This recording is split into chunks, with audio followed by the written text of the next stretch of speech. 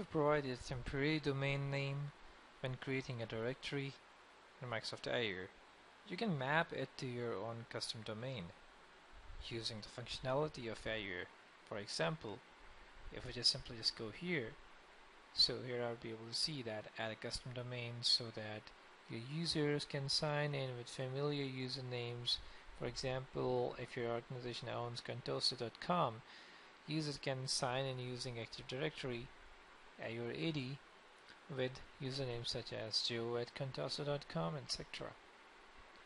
Most of the companies use this feature to make their, I would say, employees familiar with the domain, and it is quite easy for them to do kind of stuff.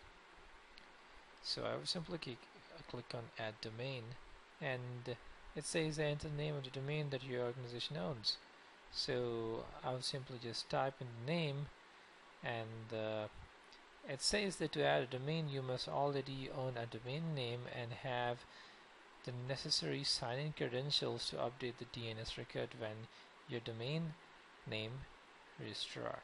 So what actually happened is that if you're having a domain with GoDaddy or maybe any of the domain provider, you need to already have a domain purchased from any of the domain provider there. If you aren't having domain, so you won't be able to configure that in any way. And if you're having domain, so you need credentials so that the DNS record with zone file in the GoDaddy can be changed and the changes can be propagated so that you can add your domain name here.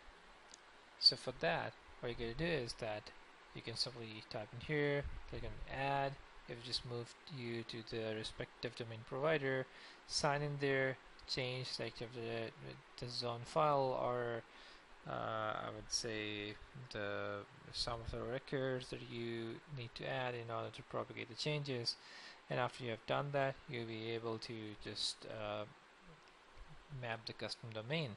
And then what will happen is the users available in your Active Directory would be able to sign in using your domain, rather the I would say example domain they are using right now to access things and all the stuff.